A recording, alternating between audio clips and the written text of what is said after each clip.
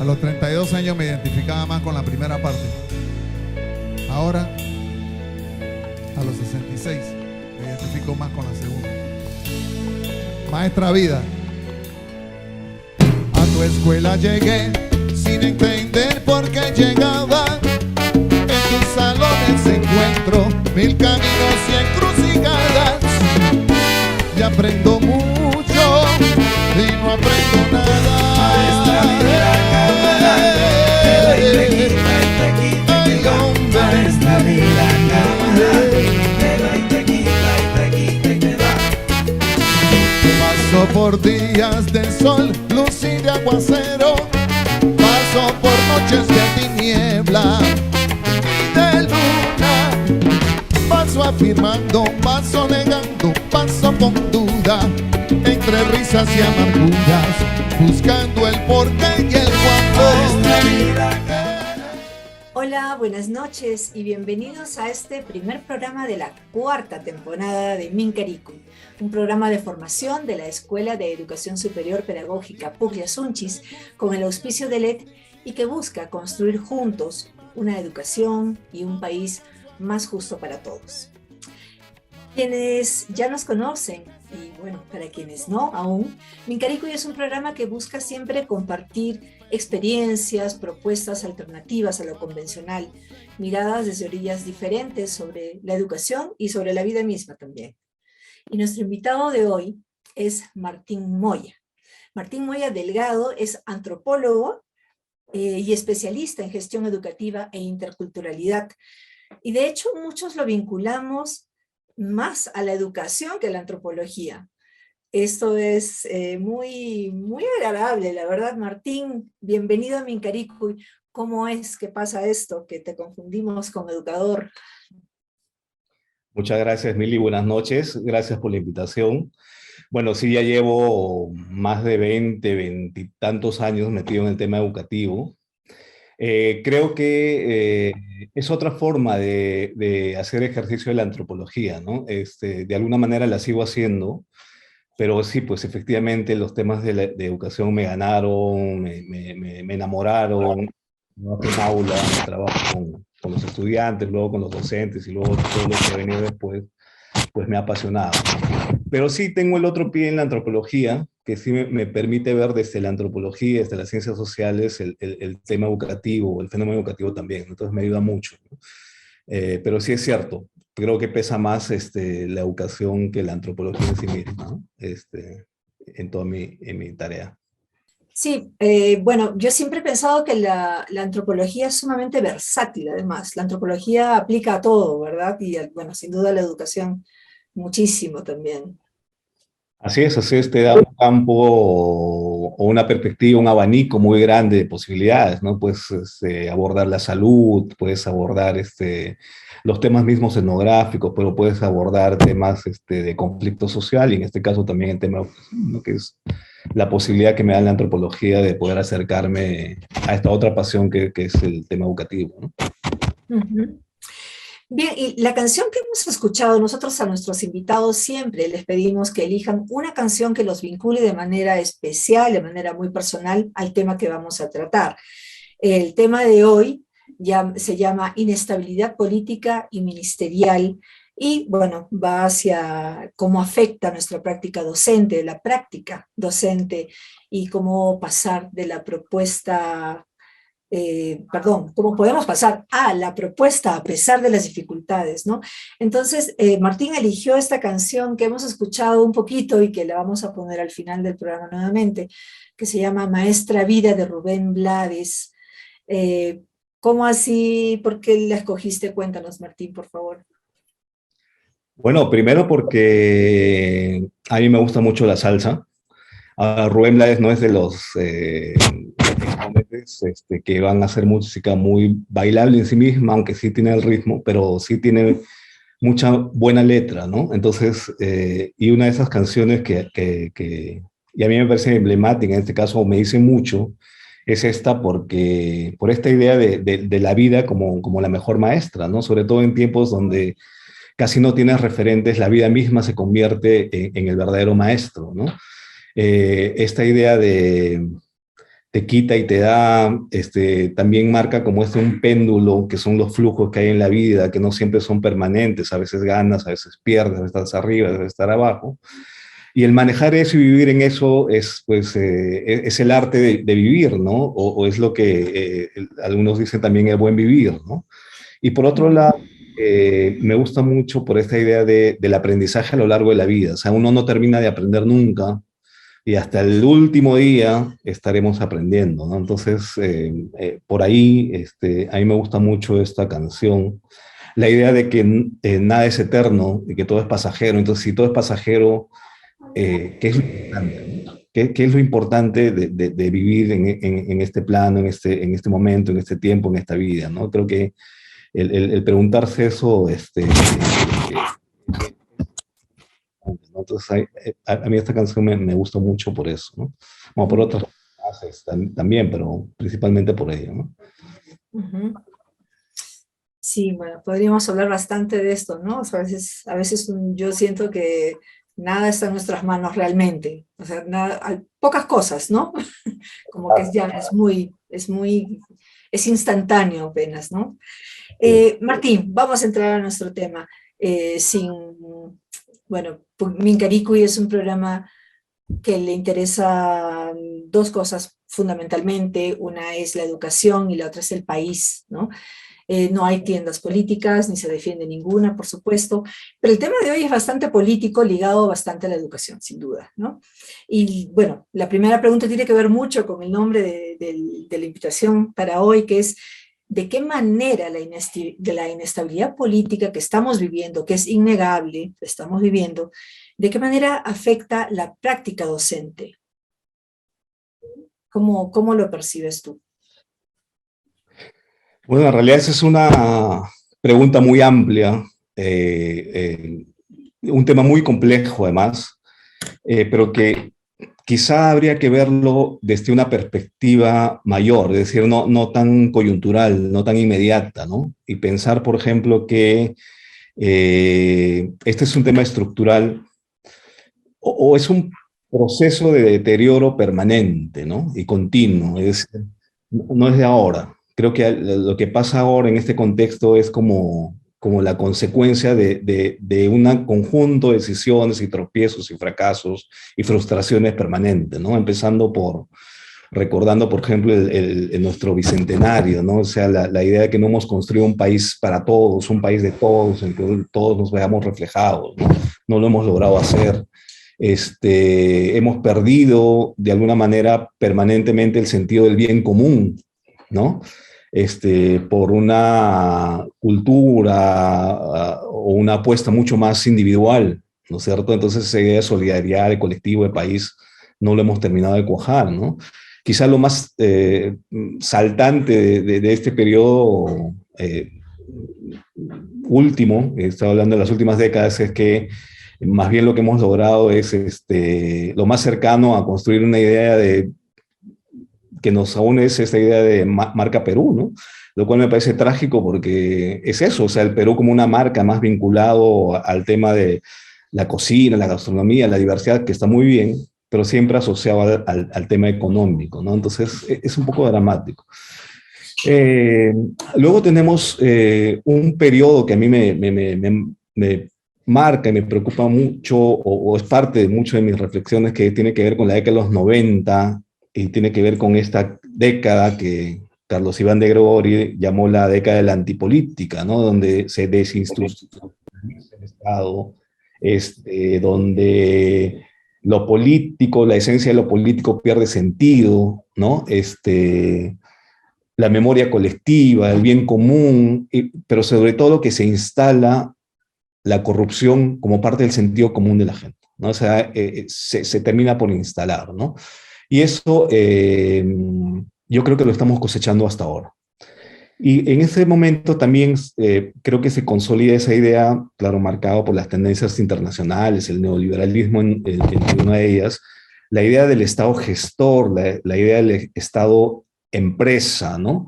Y de una tecnocracia que es la que sabe cómo funciona y además hace funcionar el Estado desde una lógica de la política o desde una racionalidad económica de la política, es decir, pensado en la eficiencia, en la eficacia, en la cuantificación, en las mediciones estandarizadas.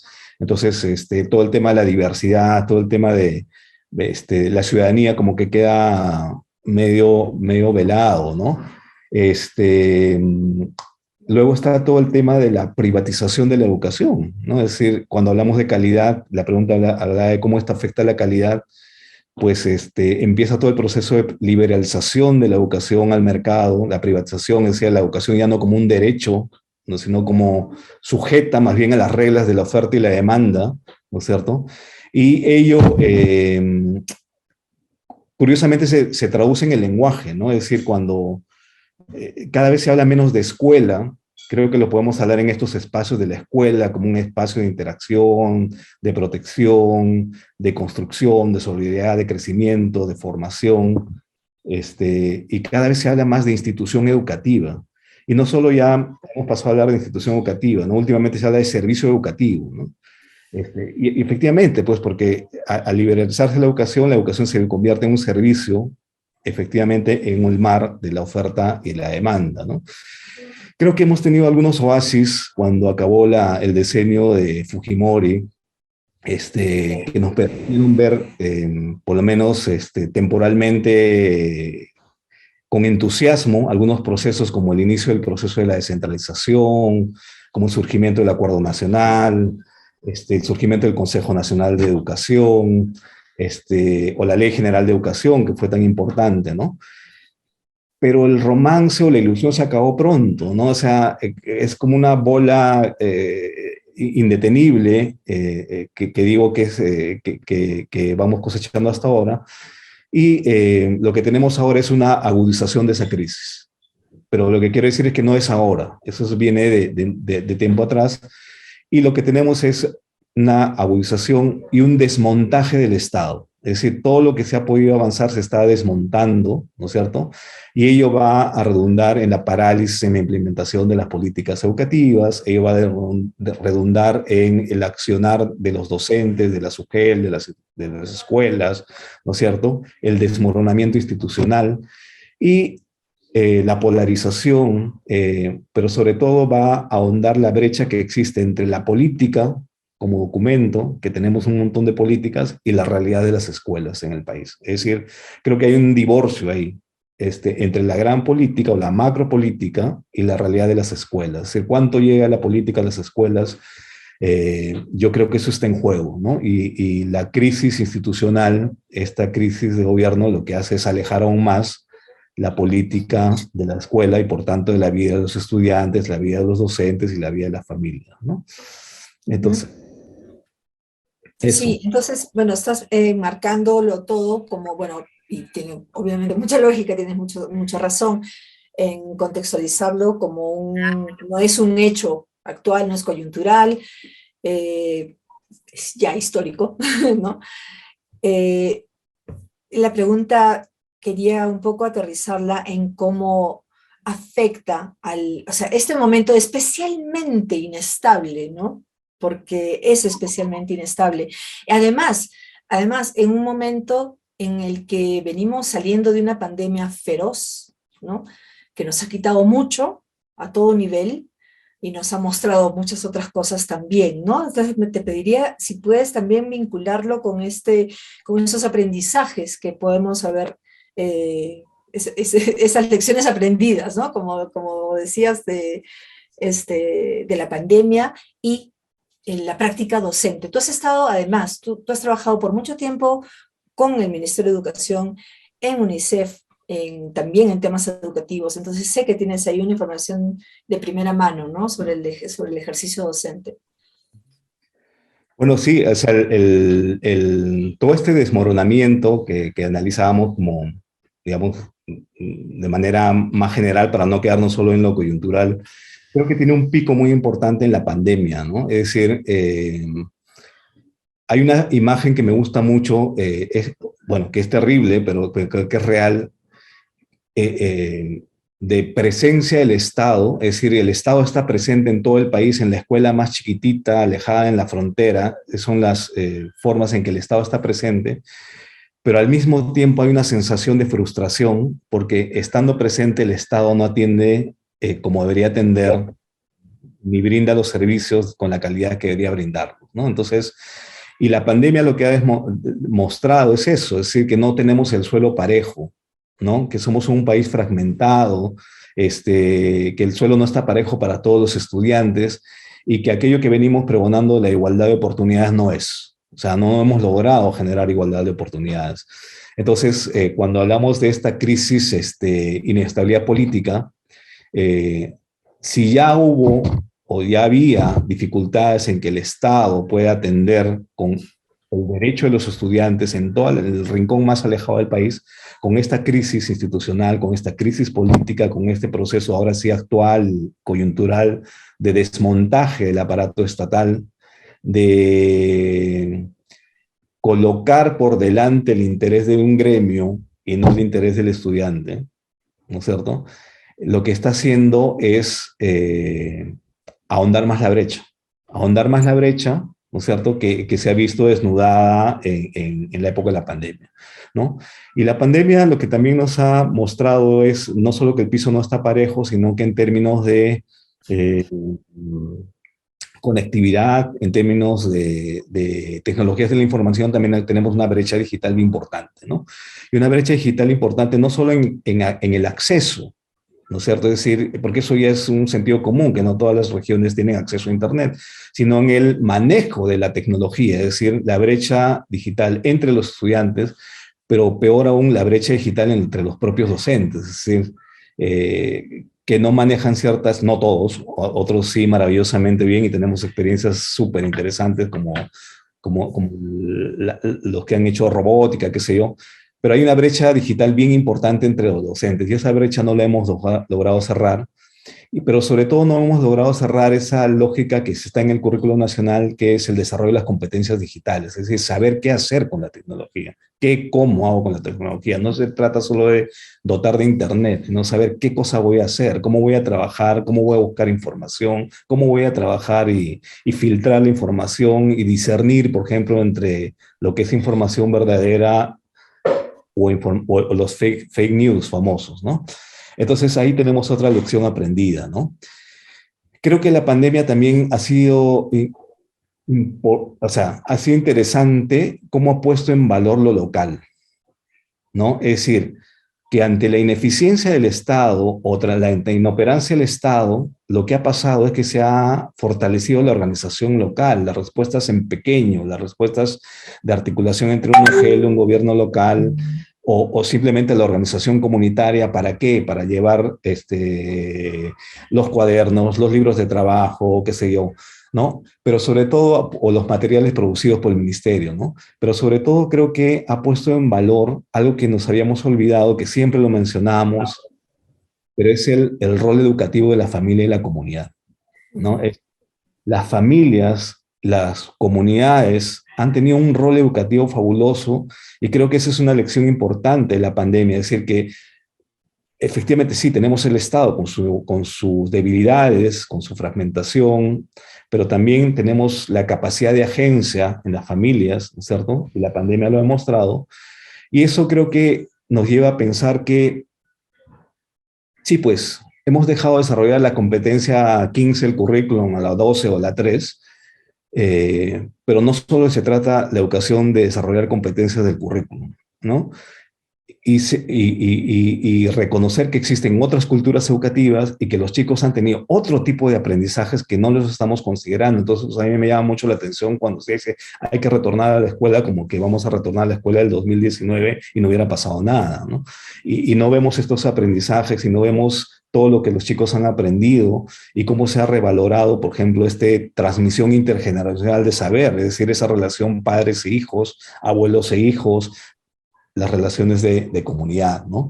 Y entonces eso me lleva a pensar que es bien importante pensar que el Estado tiene que garantizar suelos parejos, tiene que garantizar políticas, tiene que garantizar presupuestos, tiene que dar condiciones, pero mucho se juega en la capacidad de agencia de las escuelas, en los padres, en pequeño, en lo local, porque creo que hay que reconocer que el aprendizaje se da dentro y fuera de la escuela, ¿no? Creo que esa es una de las lecciones más importantes. Ujú. Sí, estoy pensando un poco también, lo que pasa es que he tenido muy de cerca a un equipo docente hermoso, ¿no? Que, bueno, en mi caso, sé que hay muchos, sé que los maestros han hecho muchísimas cosas en todas las escuelas, pero, bueno, muy cercana a Puyasunchis. Y a los maestros les ha tocado un nivel de aprendizaje, además, en la cancha, ¿no? O sea, los lanzaron a la piscina, anda, ve tú, anda, aprende cómo manejas estas herramientas tecnológicas, a las que muchos incluso le rehuíamos, ¿no? No, yo no quiero, yo no, yo soy cara a cara. Bueno, pues a la fuerza, ¿no?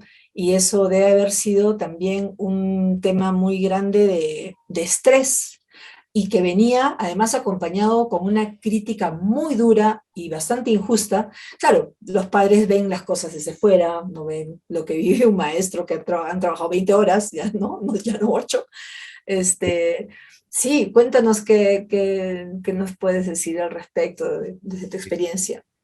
Y pues efectivamente ha pasado todo esto que comentas, ¿no? Es decir, si bien se ha visto desde fuera, yo creo que hay, a ver, como un Estado con sus reglas de juego, ¿no? Con sus maneras de operar y con este proceso, como digo, de debilidad institucional, de desmoronamiento, pero dentro de los sectores, y en este caso del sector de educación, lo que hay son equipos técnicos que van sosteniendo algunas cosas, ¿no? Entonces, sacar adelante algunos procesos ha implicado trabajos de 16, 18 horas al día. O sea, yo he visto a la gente no dormir, ¿no? Reuniones de 11 de la noche a 2 de la mañana para sacar el programa que salía a las 6, por ejemplo, ¿no? Estamos Eh, hablando de Aprendo en Casa, que de hecho tú estabas como uno de los gestores del programa, ¿no? Así es. Entonces ha sido un trabajo titánico realmente, para el cual no estábamos preparados, ¿no? Porque la gente dice, no estábamos preparados para diseñar programas por televisión, por web, radio, y la gente tuvo que hacer un proceso de reingeniería sobre la marcha y trabajar. Y lo mismo ha pasado con los maestros, ¿no? Lo que tú dices, se han lanzado a la piscina y con las armas que tenían han empezado a hacer cosas y han salido cosas maravillosas también, ¿no? Ahora, eh, y creo que esa es otra lección aprendida y que tiene que ver con esta crisis institucional, esta inestabilidad política y que siempre pasa en el país, es este complejo adánico, ¿no? Es decir, empiezo de cero, hago borrón y cuenta nueva y no continúo los procesos, ¿no? Entonces, vuelvo a decir, nos plantean un retorno, pero un retorno como si nada hubiera pasado, además, y en la cual hay que hacer un proceso de recuperación de aprendizajes, pero entendiendo el aprendizaje como el aprendizaje curricular, ¿no? Además es bien interesante cuando uno revisa los estudios de la brecha de aprendizajes que se ha generado, siempre está vinculado al tema de cuánto se traduce eso en términos económicos en el bolsillo de los estudiantes que han perdido estos años, ¿no? Entonces, ese otro saber, ese otro aprendizaje que digo no se ve. Pero por otro lado es que, por ejemplo, si fuéramos sensatos, hubiéramos dado el siguiente paso y hubiéramos pensado en lo que otros países ya tienen, es un sistema de educación a distancia, ¿no es cierto? Que nos permita seguir funcionando. Por ejemplo, ahora que hay huelgas, ¿no? Ahora que hay tomas de carreteras, se interrumpieron clases 2 días, ¿no? ¿Cuántas de las escuelas han podido hacer educación virtual? Creo que poquísimas, quizá las particulares, pero las otras van a tener que hacer la recuperación de clases, ¿no? Pero si hubiera un desborde de ríos en la Amazonía, que lo suele haber, y se cortan las clases por 15 días, 20 días, un mes, podrías tener un sistema de educación a distancia que siga funcionando, ¿no?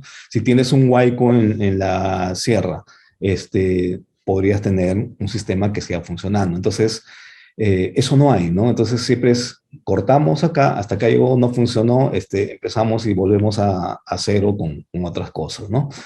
Entonces, pues efectivamente hay mucho esfuerzo y creo que parte de esta inestabilidad o esta crisis institucional es nuevamente, ¿no? Con este complejo adánico, no pensar en el bien común, sino en la satisfacción de la agenda propia, o la agenda de partido, ¿no? O la agenda de grupo, más allá, ¿no?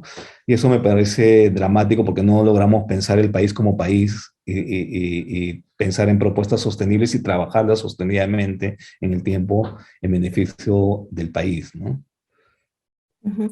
Antes de pasar a la siguiente pregunta, yo quería, tal vez no te permití desarrollar la idea, pero tú comentaste algo de grupos, ¿no? De grupos sindicales que estaban por encima que se estaban poniendo por encima de los intereses de los estudiantes. ¿A qué exactamente te referías? Cuéntanos. Te vamos a jalar la lengua un poco. Ah, no, no, no con el ministerio. Este, no, lo que pasa es que hay un legítimo derecho, creo que primero a la existencia de un sindicato, ¿no? Yo creo que eso es vital en un contexto además de derechos y de respeto a la democracia. Y creo que hay un legítimo derecho también de los docentes en hacer valer los derechos que están contemplados por la ley. Pero lo que no puede pasar es que el derecho del sindicato, de un sindicato, o el derecho de un docente se ponga por encima del derecho de un estudiante, ¿no?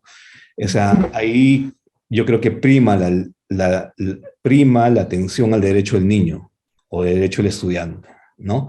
Entonces, cuando uno ve, por ejemplo, la vulneración a Sasunedu, o cuando uno ve el tema de querer meter mano a la ley de carrera pública magisterial, que no es que sea perfecta, ni su nuevo es perfecto, pero tú puedes modificar, mejorar y hacer los ajustes necesarios, pero no lo puedes traer abajo, ¿no? Si tú ves una agenda en la cual el Congreso te plantea que los padres definan los contenidos de los materiales, ya que cuál es el rol del Estado, si los padres lo van a definir, ¿no? Entonces, son pequeños datos, o en el tema de educación intercultural, cuando, no sé, pues, quieres volver a caracterizar las escuelas EIB porque no te convence, y hay una imagen de la EIB que solo es para la ruralidad, que los indígenas no pueden estar en la ciudad, por lo tanto, en la ciudad no hay. Entonces, son pequeños datos que te van señalando que el derecho del estudiante no está colocado en primera línea, sino el derecho quizá de los docentes o de grupos de docentes o del gremio, ¿no? Eso me parece terrible. Sí, estamos de acuerdo. Eh, Como docentes, Martín, ¿qué podemos hacer desde las aulas para aportar precisamente a disminuir esos efectos, ¿no?, que vivimos con la inestabilidad política? Bueno, ya nos has marcado muy bien el tema, ¿no? ¿Qué se puede hacer desde el aula? ¿Cómo cambiar una realidad tan aplastante, además, ¿no? O sea, Yo creo que estás haciendo las grandes preguntas, ¿no? A ver, yo creo que a mí me ayuda mucho nuevamente dar contexto, ¿no? Y creo que estamos viviendo una época de unos cambios brutales, unos cambios acelerados, ¿no? De tendencias sociales, educativas, y no tenemos certeza de cómo se está procesando eso en la cabeza de los estudiantes, cómo se está procesando eso en la cabeza de los docentes, ¿no? ¿Cuál es su disposición? ¿Cuál es la disposición de los estudiantes? ¿Cuáles son sus intereses, ¿no? Y ahí yo me pregunto, ¿qué herramientas tenemos? Y claro, ahí yo lo que voy sintiendo es que estamos en la segunda década del siglo XXI, pero casi todas nuestras herramientas corresponden al siglo XX, empezando por las ideologías, ¿no? Izquierda, derecha, fascismo, comunismo, ¿no? Qué sé yo. Entonces, creo que todavía no estamos logrando aterrizar y pensar con mayor agudeza cuáles son los desafíos del siglo XXI, ¿no? Creo que nuestro constructo, nuestra herramienta teórica para ver el siglo XXI todavía está anclada muy en el siglo XX. Y por un lado siento que van las complejidades del mundo, los escenarios estos nuevos, los intereses y formas de aprender de los estudiantes. Lo veo con mi hijo, ¿no?, que tiene 12 años Y, bueno, mi hija de 26 y veo absolutamente la diferencia. El de 12 está en otro planeta y obviamente yo me siento en otro planeta cuando hablo con él, ¿no? Me importa mucho. Eh, y entonces, ¿cuáles son los intereses de los estudiantes, no? Entonces, creo que por un lado van los intereses de los estudiantes y por otro lado están yendo los procesos formativos. Y ahí no estamos logrando enganchar. Hay una muerte, por ejemplo, de la distancia y el tiempo, porque todo es inmediato, todo es cercano, todo es aquí y ahora, y eso ha cambiado drásticamente la perspectiva de los chicos, ¿no? El mundo se ha vuelto más urbano, ¿no? El campo se está despoblando, pero al mismo tiempo hay mayor aglomeración, ¿no? Eh, pero lo terrible de todo esto, y acá culmino con esta parte para entrar ya a qué podemos hacer, creo que hay como una universalización, un sentido común que se ha universalizado, ¿no es cierto? De tal manera que es muy difícil imaginar que otro mundo es posible. O sea, casi hemos entrado en una marea en la cual nos dice que es así, no podemos salir de ahí y casi es inimaginable otro mundo imposible, que otro mundo sea posible, aunque yo creo que sí. O sea, no soy pesimista en ello, ¿no? Pero digamos, la tendencia va por ahí. Pero ¿qué se puede hacer en el aula? Nuevamente vuelvo a la lección de la pandemia. Lo que se ha hecho en la pandemia es maravilloso en ese sentido, porque ha habido escuelas, docentes, que lo que han hecho es eh, recuperar lo local, ¿no es cierto? Recuperar las historias locales, ¿no? Y en ese sentido creo que es bien importante recuperar el sentido de la educación, el sentido de humanidad, el sentido de lo humano, ¿no? Y eso se puede hacer en chiquito, eso se puede hacer en el aula, ¿no? Y ahí el rol del docente es clave para ello, ¿no? Pensar que existe una macropolítica que está ahí en el ministerio y sale una norma, no sé qué, pero existe la micropolítica y la micropolítica está en el aula. Y pensar que ahí tenemos que hacer una lucha frontal contra la discriminación, la exclusión, la microcorrupción que se va dando en escenarios pequeñitos y eso se puede trabajar desde el aula, ¿no? El racismo, ¿no? Recuperar un sentido ético, trabajar la solidaridad, empezar a construir el sentido de bien común. Estoy hablando casi de los transversales del currículum nacional, o sea, lo que no se suele trabajar, ¿no es cierto? Decir que están bonitos ahí como transversales, pero que no se trabajan. Ya, pues yo creo que eso es lo que hay que trabajar. O sea, si me dijeras qué es lo más importante del currículum, diría los transversales. Y quizás ubicar mejor toda esa tecnología educativa de la competencia ¿cómo se llama? Exactamente, ¿no? Y más bien entrar a esta lógica, ¿no? Recuperar este sentido de educación que nos lleve a pensar que la educación no es un trabajo técnico, ¿no es cierto? Y creo que nos hemos quedado mucho en el trabajo técnico, en técnico pedagógico, es decir, en el describir una competencia, desarrollar la competencia, la evaluación formativa, la no sé qué, luego evaluar, medir, ¿no es cierto? Pero este sentido de solidaridad, ética, ciudadanía, bien común, el valor de lo local, lo productivo, el arte, eso creo que son las dimensiones que se pueden trabajar desde la escuela y que creo que son lo que los chicos necesitan y el país también, ¿no? Más Perdóname, Martín, pero justamente estas cosas que dices, estos ejes transversales, esto último que mencionas, estas palabras, están en el cotidiano, o sea, el docente las puede ver todo el tiempo mientras está en contacto con los estudiantes, ¿no? O sea, están ahí para ser trabajadas cada día, ¿no? Exactamente, por eso hablaba de lo macro y lo micro, ¿no? Es decir, la micropolítica está en la escuela, es decir, no podemos hablar de la gran corrupción, ¿no es cierto? Cuando podemos ver escenarios de microcorrupción en la escuela misma, o sea, no sé si un docente no hace su clase o trabaja de lunes a viernes y falta 2 días, no sé qué. No, estoy dando ejemplos exagerados, obviamente, ¿no? Pero sí hay escenarios, entonces la vida misma, el contexto mismo da para trabajar estos ejes transversales, ¿no? Ahora, ¿son importantes los aprendizajes? Claro que son importantes los aprendizajes, las matemáticas, la comunicación, pero no son importantes en sí mismos y por sí mismos, ¿no es cierto? Son importantes en el sentido de que contribuyan a la formación integral de los niños, de los estudiantes, ¿no? Y en ese sentido, recupero esta idea más socrática, ¿no? De la educación, del sacar de adentro hacia afuera, ¿no? Curiosamente, algo que yo le escuché a Cristina hace veintitantos años cuando recién hacía mis opiniones sobre educación en Puglia, curiosamente, esta idea de hacer florecer de adentro hacia afuera, ¿no? Y creo que va por ahí, y no al revés. Y lo otro es, para ponernos a torno con la canción y lo que decía, que el aprendizaje es a lo largo de la vida. Y entonces hay un aprendizaje que te lo va a dar la escuela, pero la escuela necesita abrirse a la comunidad y darse cuenta que la educación no se cierra en las paredes de la escuela y que hay una educación distinta, que corresponde a otra cultura educativa, que también hay que conciliar y en la cual hay que dialogar, ¿no? Reconocer que existen diferentes culturas educativas y no tienen que estar reñidas.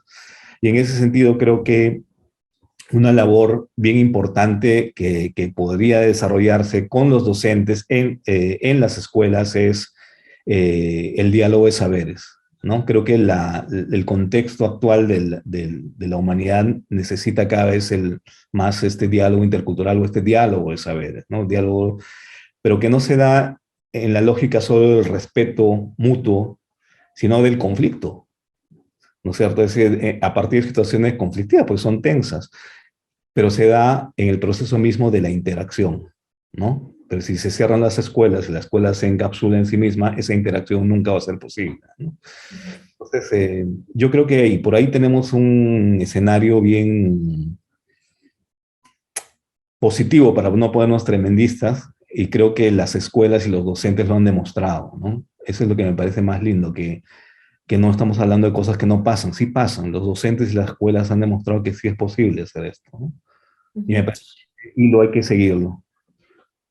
¿Cómo, podrías hablarnos más sobre el diálogo de saberes? Porque me parece que es muy importante, ¿no? Como el enfoque ideal que tendría que tener la escuela, ¿no? Y vinculada, como tú decías, como ese gran logro que tendría que ser el vincularse con la comunidad también, ¿no? Lo que pasa es que la escuela tiene un proyecto, por decirle algo, ¿no? O sea, tiene una forma de operar y de desarrollar aprendizaje, ¿no? Y está bien, le corresponde a la escuela, ¿no? Pero desde esta lógica del aprendizaje a lo largo de la vida y del aprendizaje dentro y fuera de la escuela, el reconocer que existen culturas educativas diferentes implica reconocer que existen también otros saberes que no necesariamente están en el currículum. A mí me asusta mucho los fundamentalismos curriculares, ¿no? Es decir, todo está en el currículum, es libro sagrado, y todo está ahí, y todo se puede explicar desde ahí. No, yo creo que hay saberes que no necesariamente están en el currículum, que no están reñidos con el currículum, pero que hay que verlos. Pero más que hay que valorarlos, no solo en la lógica de saber previo, es decir, el saber previo que yo traigo para luego transitar al saber de verdad, ¿no? Al saber oficial, al saber de verdad, al saber que sirve. No, no es así, es un saber distinto, son saberes distintos, ¿no es cierto?, que lo que hacen es conformar la integralidad de lo que es la persona, ¿no? Este humano, este ser que es el estudiante. Entonces, el diálogo de saberes es eso, tender puentes entre culturas educativas distintas, que también se puede traducir entre culturas y lenguas distintas, ¿no? No quería entrar a esa profundidad, pero sí, y que no son fáciles, o sea, no son idílicas, es lo que quiero decir, que también son conflictivas, pero en la resolución de esa tensión, en la resolución de ese conflicto, yo creo que está esa pequeña luz de esperanza que nos puede permitir construir otro escenario de diálogo, un otro escenario de conocimiento, ¿no? Y creo que esa intersección es muy difícil de lograr, pero muy necesaria a su vez, ¿no? Creo que muchos docentes van haciendo esto de manera, algunos intuitiva, pero creo que hay un peso muy fuerte en las escuelas, en sentido de lo que se espera de la escuela, de lo que se espera desde el sector de la escuela, y la demostración de que tienen que lograr que desarrollen aprendizajes. Entonces, es bien difícil que la escuela por eso se abra, ¿no? Si tienen que dar cuenta de cuántas palabras por minuto tiene que leer el estudiante o si tiene que aprender matemáticas, no sé qué, es bien difícil hacer este tema. Pero yo no creo que sea imposible, ¿no? No creo que sea Ujú. imposible. Hace unos años, de hecho, Alberto Manqueriapa, que es un líder maravilloso machiguenga de la comunidad de Santa Rosa de Huacaria, acá en la entrada al Parque del Manu, eh, bueno, lo estamos invitando, ojalá que podamos, bueno, él ya aceptó, lo vamos a tener como invitado en julio, pero él comentaba alguna vez lo terrible que le resultaba la escuela. O sea, él decía que la escuela estaba malogrando la comunidad, la vida en comunidad, porque, y lo explicaba por este lado, o sea, porque, bueno, por un lado además aprecia mucho a los docentes, reconocen su trabajo también, ¿no? Pero sentía que ya no, o sea, sus hijos, entonces eran chicos, ya no podían, no tenían tiempo de ir con él al bosque a conocer las plantas, a enseñarles nada. No pueden, están todo el día en el colegio y por las tardes tienen que hacer tareas, ¿no? Entonces realmente hay un rompimiento ahí, y bueno, lo he recordado justo escuchándote, ¿no? Este, es muy duro, ¿no? Estamos hablando de una escuela, de un lugar donde hace poquito estuve ahí, donde parece más bien que el tiempo no transcurriera, pareciera que el país es perfecto, que nada malo ocurre, ahí nadie usa mascarilla, todo, nada pasa ahí, ¿no? O sea, y a la vez pasa todo, ¿no? O sea, es una vida sin duda hermosa, diferente, difícil también, compleja, pero eso, ¿no? Que cómo lograr maestros que puedan realmente desarrollar lo que estás diciendo y que es una propuesta del propio Ministerio de Educación. Así es, así es. Este, sí, pues, o sea, el tema es que creo que hace años se hizo un ejercicio, no me acuerdo de la institución en Puno, de así como hacen los docentes, sobre todo rurales y de escuelas bilingües, el famoso calendario aerofestivo ritual, este, ¿no es cierto?, con épocas de cosecha, siembra, hicieron un ejercicio de hacer el calendario del niño. Y era bien interesante el calendario del niño, porque cuando se hacía evidente las actividades que hacían los niños a lo largo de todo el año, el ciclo agrícola en la comunidad, tenían un montón de cosas que hacer. Y hacían un montón de cosas, ¿no? Y asumían un montón de roles, y eso era bien interesante. Pero claro, entraba a la escuela y tenía que hacer tareas en la tarde, tareas no sé qué. Y entonces, ves cómo la escuela de alguna manera estaba quebrando ese otro ciclo formativo también que es importante, ¿no?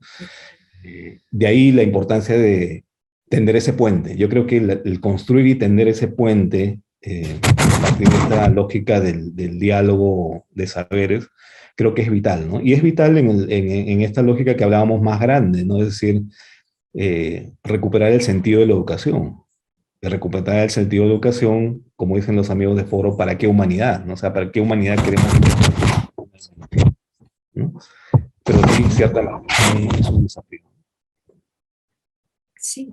Bueno, hubo un pequeño ruido que no me dejó escucharte al final, pero entendí que era un pequeño desafío, o algo así, o un gran desafío. Sí, bueno, Martín, ha sido realmente un gusto tenerte en Mincarico y poder conversar. Esperemos que podamos tener más oportunidades de compartir contigo. Muchísimas gracias por haber aceptado estar con nosotros hoy día. No, muchas gracias, Mili, a ti, muchas gracias a la escuela Puyasunchis. Yo encantado de poder estar con ustedes y conversar en cualquier momento. Gracias. Buenas noches. Antes de terminar, chismeanos un poquito. Continúa el programa Aprendo en Casa, ¿verdad? Esta iniciativa que tuvo tanto éxito, ¿no? De hecho, incluso han sido premiados hace poco, ¿no? Con un premio. Sí, lo último que sé es que continúa, pero no en la lógica que se había planificado para el 2022. Es decir, el 2022, como se avisoraba un retorno, lo que se pensaba desde Aprendo en Casa era acompañar ese retorno con una serie de programas que complementen lo presencial, o sea, como complementaría lo presencial. Entonces continúa el programa, pero lo que se está haciendo es reciclar o reusar los programas emitidos durante el 2020 y 2021, pero que lamentablemente tienen otra lógica, ¿no? Ya no es de acompañamiento, entonces están usando los programas anteriores, eso es hasta donde yo me quedé, ¿no? Entonces continúa, pero no se está haciendo producción nueva, y la idea era hacer producción nueva para acompañar justamente el retorno a la presencialidad. Ujú. Sí, fue una gran iniciativa, ¿no? Que continuar con esas cosas. Bueno, muchas gracias, Martín. Gracias a ti. Y bien, llegamos al final de este primer programa de la cuarta temporada de Mincaricui. Quiero comentarles que cada uno de nuestros programas tiene luego es convertido en un resumen radial de 10 minutos que se transmite en 3 radios de gran alcance en la región. Radio Santa Mónica, Radio Inti Raymi y Radio Quillabamba, que están viendo los horarios en pantalla. Asimismo, les recuerdo que pueden encontrar esta y todas nuestras emisiones en nuestro canal de YouTube, está como EESP Pugliasunchis, y también en nuestra página de Facebook. El próximo viernes vamos a tener a las 6:30, como siempre, a las 6:30 de la tarde, como invitado al director de la UGEL Paruro. Él va a estar conversando con nosotros sobre el tema Volviendo a clases en el Ande. Así que los esperamos a todos, siempre, todos los viernes a las 6:30, y ahora los dejamos con la canción elegida por nuestro invitado de hoy, Martín Moya, la canción de Rubén Blades, Maestra Vida. Gracias por acompañarnos y hasta el viernes.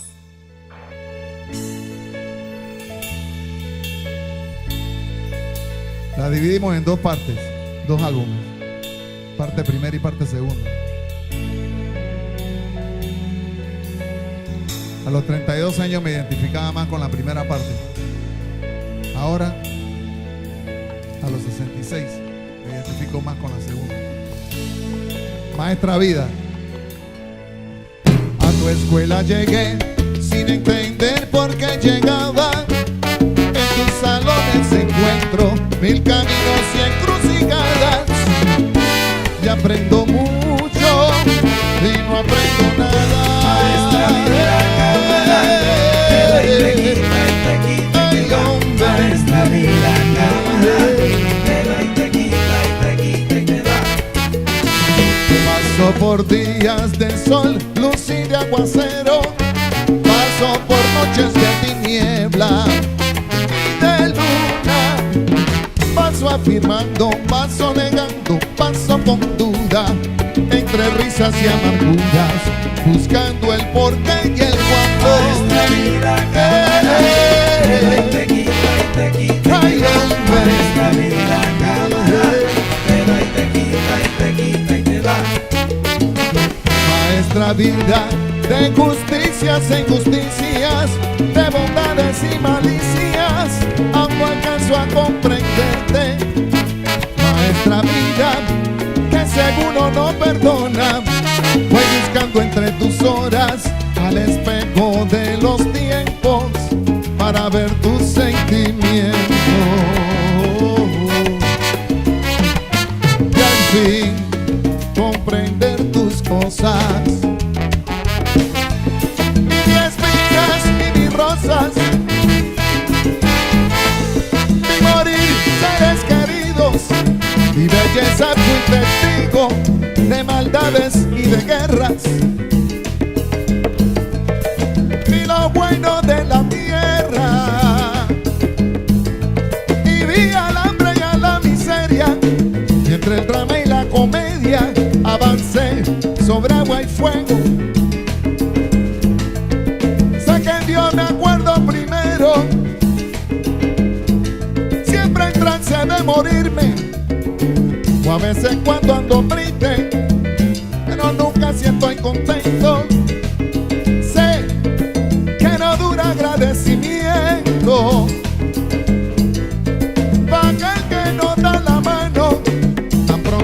sale el clavo, se olvida todo el sufrimiento.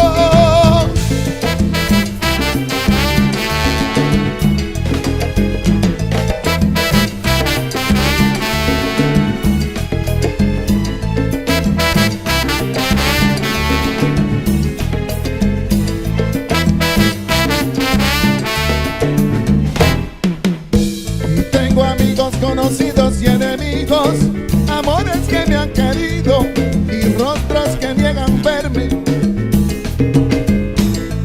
Me encontré frente a la muerte y en sus ojos vi el sentido, y con el miedo conmigo, vida, así yo aprendí a quererte. Hoy sé que nada es seguro, ya que todo es pasajero. La muerte es el mensajero que con la última hora viene, y sé que el tiempo no se detiene, ni por amor ni dinero. La muerte es el mensajero que con la última hora viene, y el tiempo no se detiene, ni por amor ni dinero, no.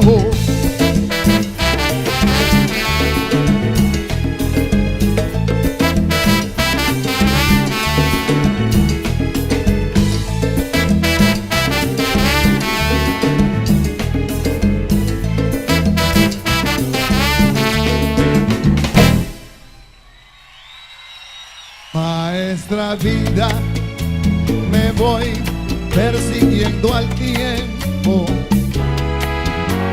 a ver si encuentro respuestas antes de la hora en que yo muera.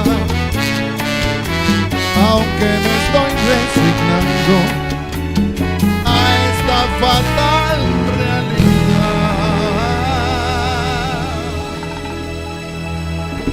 Maestra vida, cámara, te da y te quita y te quita y te da. Maestra